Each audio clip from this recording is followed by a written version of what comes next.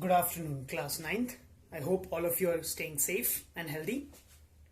I am Sam John and I will be your chemistry teacher for this session. So now as you have entered class 9th, you will observe that in your study of science, it will take a drastic change. You will be going into much more detail and learning deeply about the things that you have just taken small glimpses at. You will be going into much more detailed study of each and everything. And everything brings us to our topic of the day, matter. And matter in our surroundings. Everything around you is made up of matter. And we sometimes tend to neglect this term, everything. It's because matter comprises of literally everything around you. Anything, this is the definition, anything that occupies space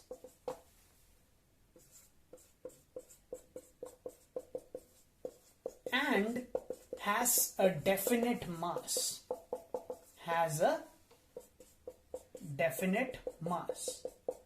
write down in your copy, is known as matter.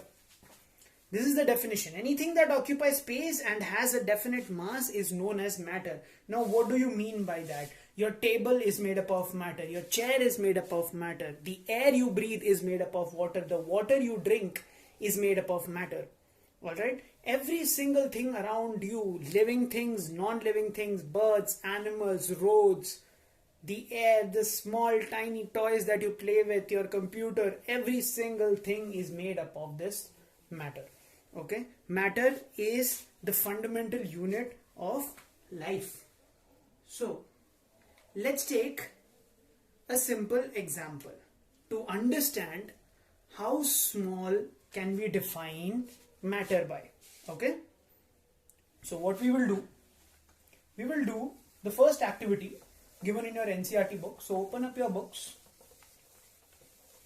Now, the first activity, what we do is we simply take a glass of water, write the activity from the book in your copies. Okay? What we do, we simply take a glass of water,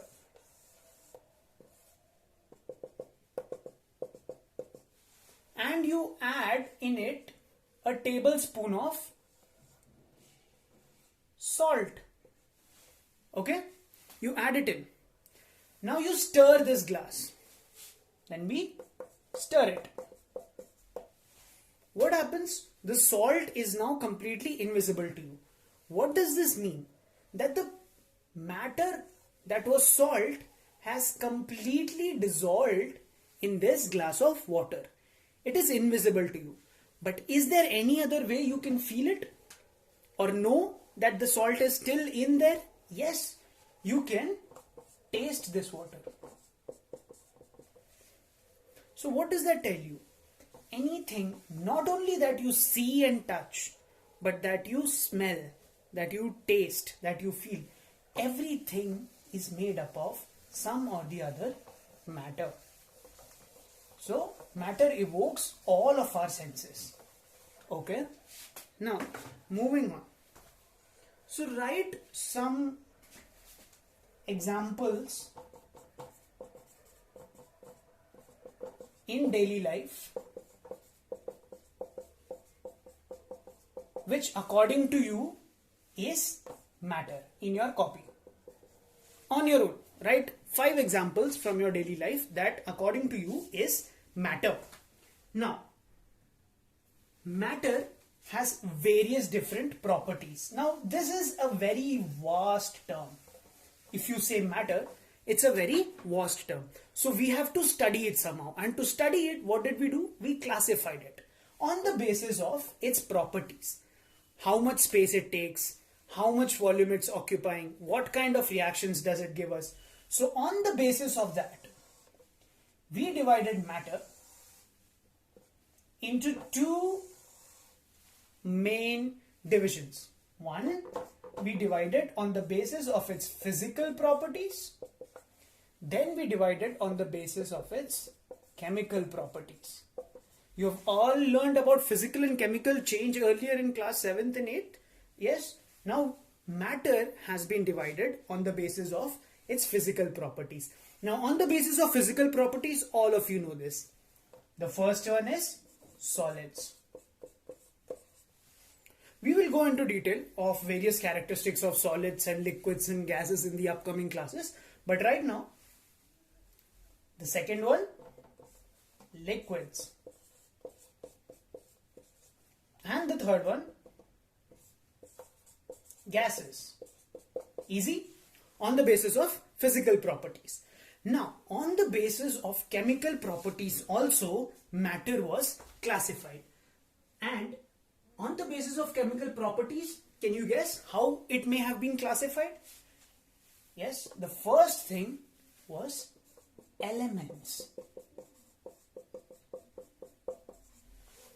Yes, we will study elements in great detail from here onwards in 9th and 10th. So understand this term. What is an element? Element is the basic term that you hear in chemistry, like hydrogen. Hydrogen is an element. Oxygen. Oxygen is an element. Lithium or sodium that you hear, it is an element. So these single units that make up all the other compounds and mixtures are called elements. Coming on to that, the second classification from elements, when one and another element combine together. When more than two elements combine together, we get compounds. So that is the second classification. And the third classification after compounds is when you mix two compounds with each other and you get mixtures. All these have different chemical properties, and that is why we distinguish them on the basis of their physical and chemical properties. So you can write these classification down. Pause the video if you want to and write them down. Going on. The next topic is, so what is this matter made up of, right? Let us explore that. What is matter made up of? And write down the next heading. Matter is made of particles. That is your heading. Matter is made of particles. Okay? Just in case you didn't get it.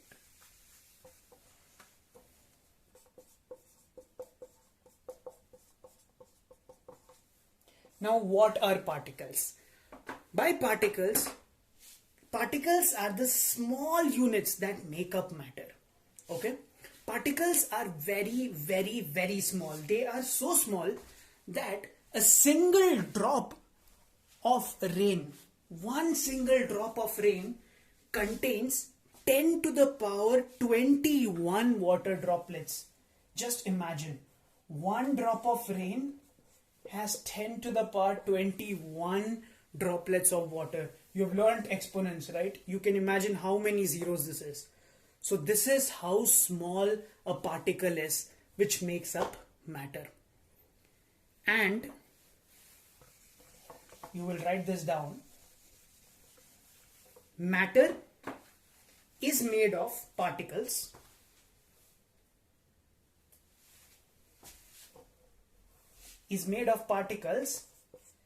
which are known as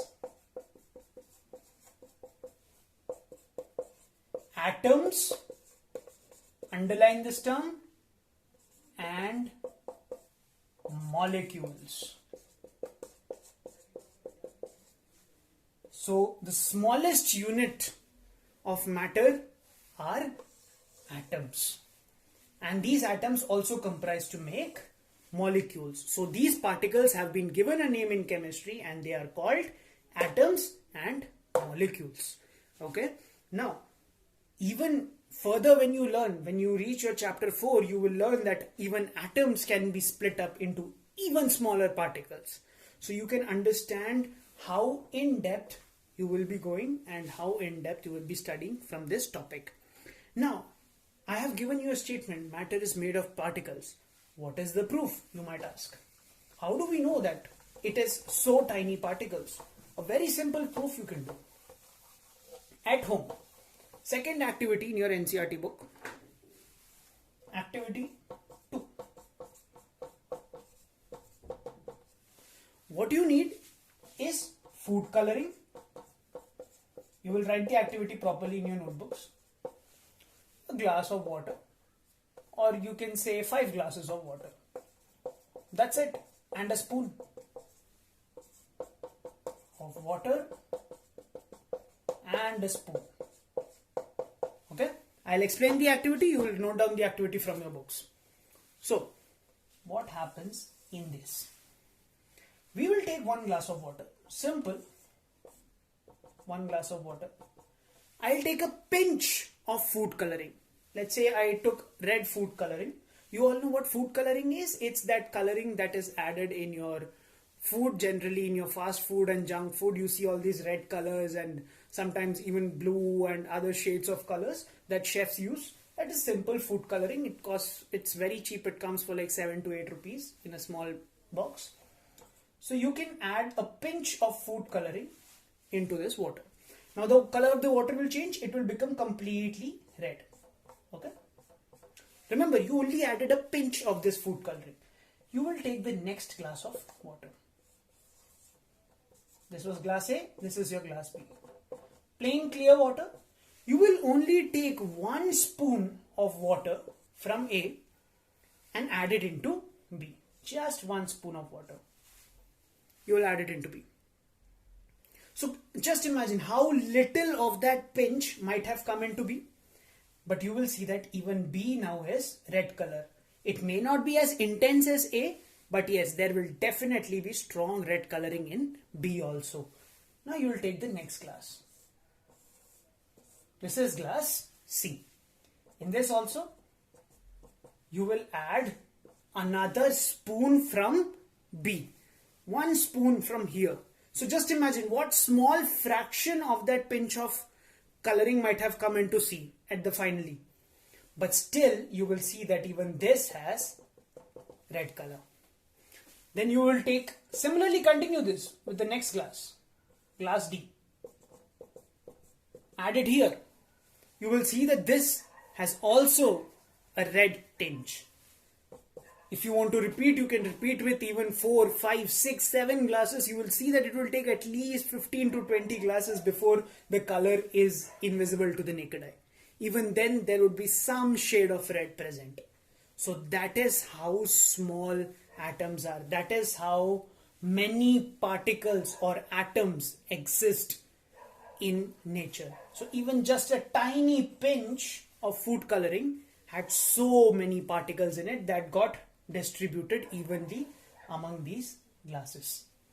See, so this is your experiment that you need to understand. Next,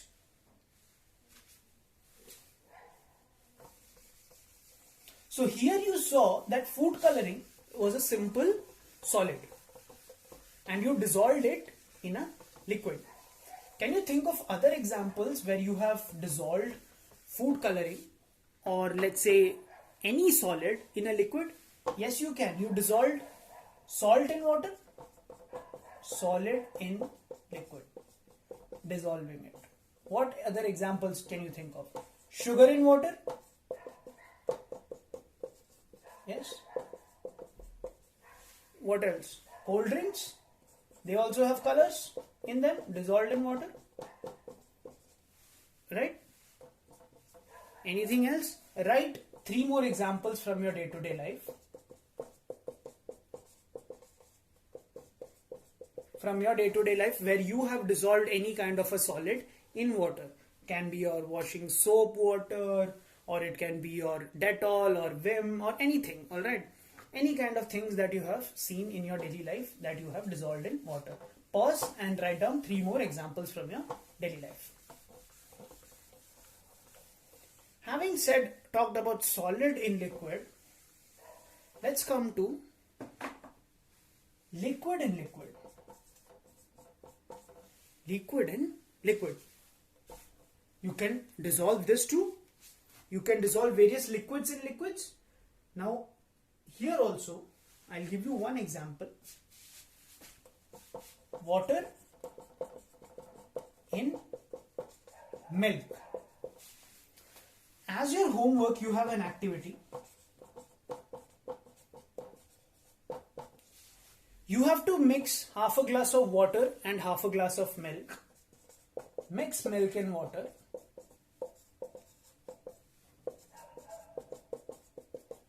Then take 4 glasses of water.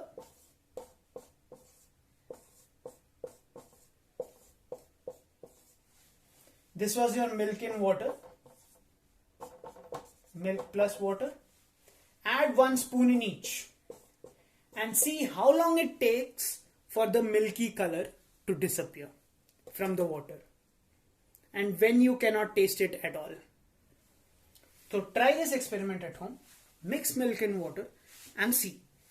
That will give you an idea of how tiny and how small a single particle of milk can be and how much it can affect the composition of water.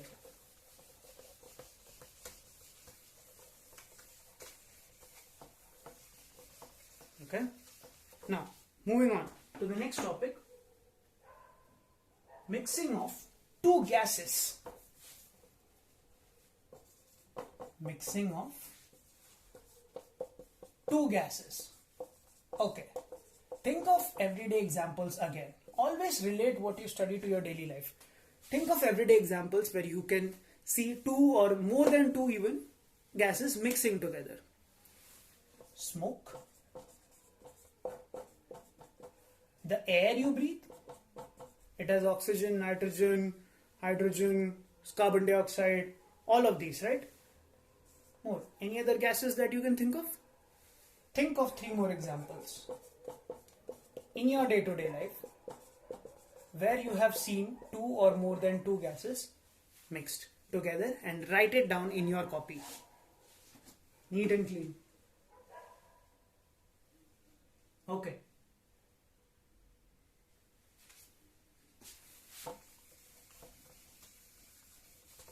So when gases also, they can mix into each other and they can also completely dissolve in each other. And yes, that is the term that you use for gases also dissolving in each other. Okay. So in today's class, what all have you studied? You have studied that matter is made up of very tiny particles. And before that, matter is anything that occupies space and has some definite weight or mass. It has some sort of a weight or mass and it occupies anything. You might think air is weightless, but no, even that has some mass in it. It has some weight in it, and that is why we can breathe. If there is no matter, then that is vacuum. Pure vacuum, there is no matter that exists. Alright. So everything around you is made up of matter. Okay. Now, for your next topic, what we will do,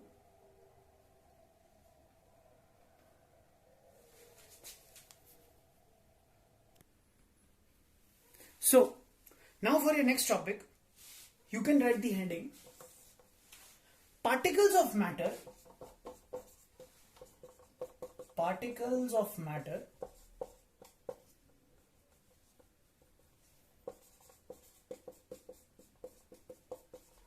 have space between them. Now what do you understand by this? You have already done the experiments to prove this. Between them. Particles of matter have space between them. What do you mean by this? It means that even though there are so many innumerable particles existing within a small amount of matter, there is still some space between them. How do you know this? That food coloring. There was space between the molecules of water where the food coloring dissolved itself. Right? That's where the food coloring dissolved itself, in the space between the molecules of matter. So this proves, again, when you took salt and mixed it in water, where did the salt disappear completely? The salt disappeared in between the molecules of water where there was space. So this proves that these particles of matter still have space between them, right?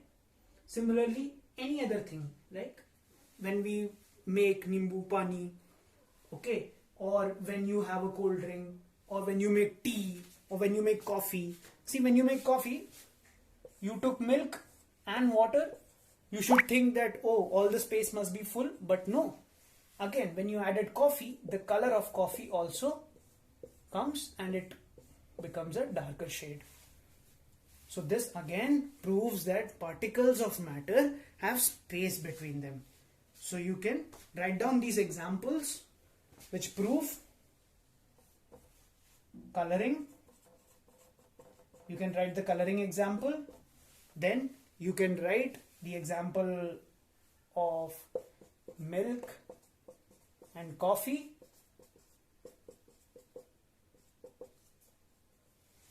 Then again, you can write any other example that's according to you, like salt or sugar in water.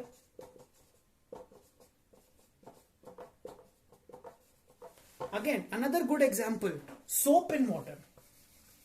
Why do you wash your glasses even after they seem clean while using soap? Have you ever noticed this? So you use some soap in your glass to clean it. So in one rinse, you don't just put it back. You rinse it 2 or 3 more times. Why? Because you always feel that there is some or the other soap still left on this. Why? Because even soap has dissolved in water and spread itself evenly. So soap in water is also an example. Okay? So like this, particles of matter also have space in between them. Okay. The last topic for today .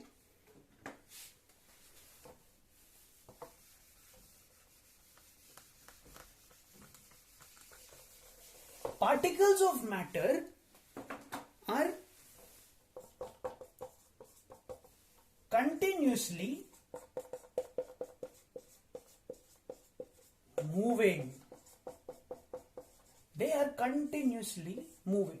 Sometimes it may not seem like it, but yes, particles of matter are continuously moving. And best way, how do we know? We will do again the activity in the book 1.3, activity 1.3 from the book. You light an incense stick. Agarbatti. Incense stick in a corner of a room. First you go and stand near it. You can smell it really strongly. Then you go to the far end of the room. You can still smell the incense stick there also, right? Wherever you go in the room. What does that tell you? That the particles of the incense stick, that aroma, the particles that carry the aroma from the incense stick, they have moved in the room. So if this was your stick, okay, and you lit it, the particles move, keep on continuously moving. And they sometimes reach far away too. So even standing away from this incense stick, you can still smell the incense. So this proves that particles of matter are continuously moving.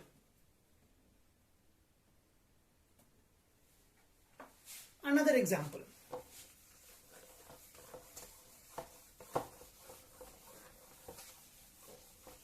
Another example. You take a glass beaker, okay? Take a glass beaker Activity 1.4. Again, write it in your copy. Take some water in it. Now you take an ink dropper and one drop of ink you slowly slide it across the glass. Okay? So the ink will slowly first of all drop into the water. First, the entire water won't be red colored. It will take time, yes. But slowly, gradually, without you doing anything, you will see the red color spread through the water. And slowly, after a certain time period, maybe 15-20 minutes, entire water will be red as if you had mixed it. What does that tell you? This red particle, when it came inside the water, it was moving and it moved all throughout the water. That means again that particles of matter are constantly moving. Okay, so write down these activities in your copy. Today we will stop here. So what did we study? Particles of matter have space between them and that they are continuously moving. So this you should now start to have an idea of how small these atoms are, how infinitesimally small they are, and how easily they can be moved. Okay, we'll continue from here. As your homework, you will be writing those examples from your day-to-day life, and you will be writing down all of these activities in your copy from your NCERT book. Okay, and try and perform these activities at your home using simple day-to-day things. Use cold drink in water. Try and mix any cold drink in water, or try and mix milk in water, or try and mix any color in water. Alright? Or simply mix ink in water if you have access to nothing else. A lot of things that you can do. Okay? And try and see where else have you seen all these kinds of mixtures. Okay? So you will complete your notes and we will continue on from here in the next class. See you tomorrow. I hope all of you are staying safe and healthy. Thank you. Bye.